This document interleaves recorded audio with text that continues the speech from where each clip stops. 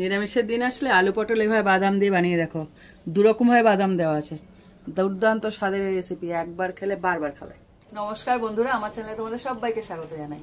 আজকে একটা দারুণ রেসিপি এনেছি আলু পটল দিয়ে। আলু পটল কিন্তু সিম্পল রান্না, কিন্তু ওটাকে অসাধারণ করার জন্য ছোট্ট একটা জিনিস লাগবে, একটা না দুটো। একটা হলো সাদা তিল আর একটা হলো চীনা বাদাম। দুরকম ভাবে যাবে বাদামটা, একটা হলো বাটা আর একটা হলো ভাজা। ভেবে দেখো কত সুন্দর খেতে হবে। নিরামিষের দিন অনেক সময় কি হয় বলতো, মাছ মাংস তো আমরা টেস্টি ভাবে করে খেয়েই থাকি, কিন্তু নিরামিষের দিন ভাবতে হয় কি করব কি করব না কি করব। তার জন্য অনেক রেসিপি আছে। বিশেষ করে এখন তো পটল বাজারে একদম সস্তা, 15 টাকা কেজি বিক্রি হচ্ছে। আনো আর করে ফেলে রেসিপিটা। তো চলো শুরু করা যাক। তো আমার তো উনুন ধরানো হয়ে গেছে, এবার কড়াই বসিয়ে দিলাম। দিয়ে দিচ্ছি সর্ষের তেল, একদম ভেজে খুব সুন্দর করে করতে হবে। তো প্রথমে তেলটাকে গরম করে নিই। তেলটাকে পুরোপুরি গরম করে নিচ্ছি ভালো করে। এবার আলু আর পটল আমি এরকম ভাবে কেটে নিয়েছি। দেখো পটল যেরকম কাটে, গোটা পটলকে এক একটা, বেশি বড় হলে 3 পিস, আর যদি একটু মাঝারি হয় তাহলে 2 পিস। আর এখানে আলুটাকে ডুমো ডুমো করে কেটে নিয়েছি। এবার আমি ভেজে নেব।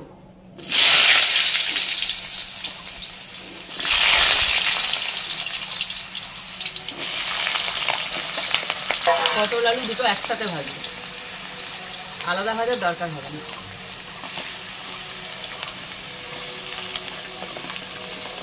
পরিমাণটা বললাম না, তোমাদের যেমন পরিবারের জনসংখ্যা সেই অনুযায়ী আলু পটল নিয়ে নাও, এর কোনো সীমা নেই। বেশি হলে এই কড়াইটা বড় হয়ে যাবে, আর যদি ছোট হয় তাহলে কড়াইটা আরো ছোট্ট হয়ে যাবে। এবার আমি এটাকে ভেজে নেবো ভালো করে। এদিকে তো আলু পটল ভাজা হচ্ছে, এদিকে একটা বাটনা করে নেব। এখানে নিয়ে নিয়েছি আদা, কাঁচা পাকা লঙ্কা। তোমরা এই কমন জিনিসটা আমার ম্যাক্সিমাম ভিডিওতে পাবে, সেটা হলো কাঁচা লঙ্কা আমি বেটে রান্না করি। তুমি দেখবে তোমরা, আমি শুকনো লঙ্কাটা একটু মানে গুঁড়ো খাই, কিন্তু শুকনো লঙ্কা বাটাটা কম খাই। এবার তোমরা যদি না পছন্দ করো তাহলে তোমরা শুকনো লঙ্কা বাটাও দিতে পারো, তবে ঝালটা সেগুলো দিতে হবে। আর কাঁচা লঙ্কার ব্যালেন্সে আমি শুকনো লঙ্কার গুঁড়ো কিন্তু দিই, সে অনুযায়ী আমি কাঁচা লঙ্কা দিই। আর কাঁচা লঙ্কা বেশি আনে লাল লাল ভাল লাগে। তো এটাকে আমি প্রথমে বেটে নেবো।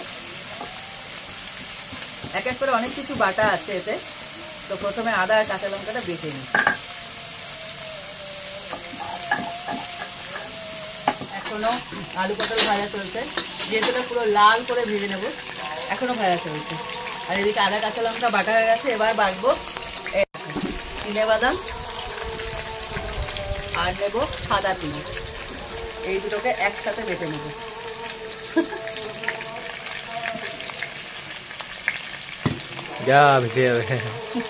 ভাজবে না, হালকা জল না দিলে বাটা যাবে না, সাদা হবে। দেখো আলু পটলটা খুব সুন্দর করে লাল করে ভেজে নিয়েছি। এবার তুলে নেব।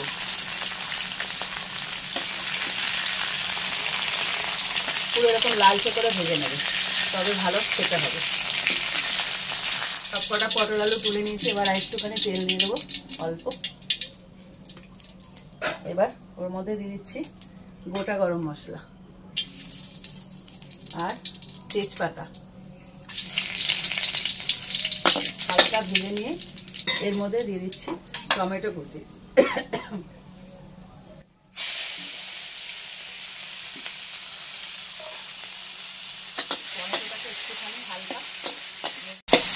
টমেটোটা ভাজা হয়ে গেছে। এবার যে মশলাগুলো করে রেখেছিলাম মশলাগুলো দিয়ে দেবো। প্রথমে আদা কাঁচা লঙ্কা বাটাটা দেবো, তারপরে দিলাম তিল আর বাদাম বাটাটা, একটুখানি ধুয়ে দেবে, পুরো লেগে আছে এর গায়ে। এবার সমস্ত মশলাগুলো অ্যাড করবো, এটা একদম মাখা মাখা হবে, সেই অনুযায়ী লবণটা দিয়ে দেবো।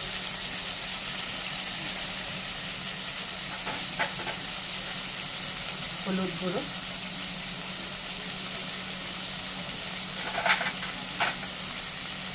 এটা ঝাল লঙ্কার গুঁড়ো 1/2 চামচ। এখানে যেহেতু কাঁচা লঙ্কা বাটা দিয়েছি, এর আগে আমি বলছিলাম লঙ্কার গুঁড়োটা আর কাঁচা লঙ্কা ব্যালেন্স করে দিতে হবে। যদি লঙ্কা না দাও কাঁচা লঙ্কা, তাহলে শুধু লঙ্কার গুঁড়োটা তোমরা সেভাবে দেবে। আর এখানে আছে 1 চামচ জিরের গুঁড়ো। একটু ভালো করে কষিয়ে নেব।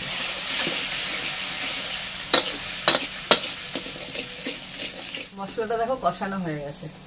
এবার এর মধ্যে দিয়ে দিচ্ছি কাশ্মীরি লঙ্কার গুঁড়ো। এটা কালার আসবে, দেখতে ভালো লাগবে জাস্ট। আর দিচ্ছি চিনি।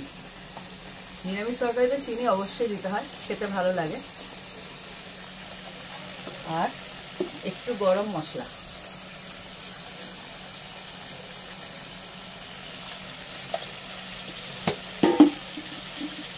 এবার একটু নেড়ে চেড়ে নেব। একটু নেড়ে চেড়ে নিয়ে এর মধ্যে দিয়ে দেবো আলু পটল ভাজাটা। খুব সহজ রান্না, সব রান্না সোজা, এরা কাজ কোনো ব্যাপারই না। এবার আলু পটল দিয়ে এটাকে কষাতে হবে, কেননা আলু পটলের মধ্যে যে মশলার যে নির্যাসটা ওটা তো দিতে হবে। তো এটাকে ভালো মতন কষিয়ে নিই। দেখে মনে হচ্ছে না এরকমই খেয়ে নিই? হ্যাঁ, এরকম হলে ভালো হয় নাকি? এরকম হলে ভালো হয়। জল দিতে হবে না? তা দিতে হবে অল্প করে। এই আলু পটল চিংড়ির মতন দেখতে হয়ে গেছে। তো এটাকে ভালো করে কষিয়ে নিই। দেখো পুরো কষানো রেডি হয়ে গেছে, তেল ছেড়ে দিয়েছে। এবার দিয়ে দিচ্ছি জল। যে পাত্রের মধ্যে আমি আলু পটল তুলেছিলাম ওর মধ্যে জল নিয়েছি। আমি ওটাও নষ্ট করবো না।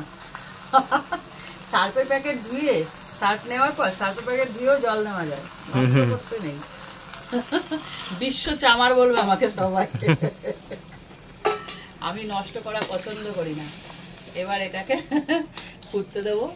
আমি কি ফাজিল, তোমরাও ভাবো। বলতে এটা ফুটে অনেকটা ঘন হয়ে যাবে, কারণ আলু পটল তো সেদ্ধ হয়ে গেছে, প্রায় 70% হয়ে গেছে সেদ্ধ। আর একটুখানি বাকি, ও এইটুকুনি জল দিতেই হবে, না হলে হবে না। আর একজন বায়না করছিল জল না দিতে। জল না দিলে ওটা মশলাদার আলু পটল হয়ে যাবে, ওটা কি খাওয়া যাবে?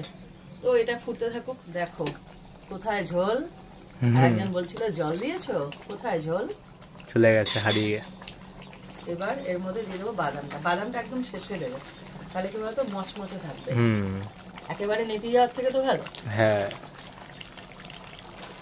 এমনি বাটা গেছে, একবার উপর দিয়ে যাবে। আর 2 রকম ভাবে বাদাম দিয়েছি, খেতে অপূর্ব লাগবে, ব্যাপক লাগে। রেসিপিটা শেষ করলাম।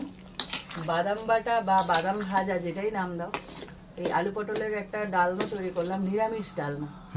তোমরা বাড়িতে ট্রাই করো নিরামিষের দিন। নিরামিষ অনেক রেসিপি শেয়ার করেছি, তার মধ্যে একটা অন্যতম রেসিপি কিন্তু এটা। এটার সাথে চিংড়িরও শেয়ার করা আছে, আমিষের অনেক করেছি। পটলের অনেক রেসিপি আছে। আলু পটল বাদাম দিয়ে করে দেখো। একটু পাতলা করে মুগ ডাল নেবে, বিউলির ডাল নেবে, মটর ডাল নেবে, যা খুশি নেবে, তবে নিরামিষ ডাল নিও। নিরামিষ রেসিপি তো, নিরামিষের দিন। আর এক টুকরো লেবু নেবে। এই রেসিপিটা ট্রাই করবে, কমেন্ট করো। আর ভালো লাগলে লাইক দিও, শেয়ার করো। আর এরকম আরো রেসিপি পেতে আমার চ্যানেলটা সাবস্ক্রাইব করে দিও। তো আজকের মতন টাটা।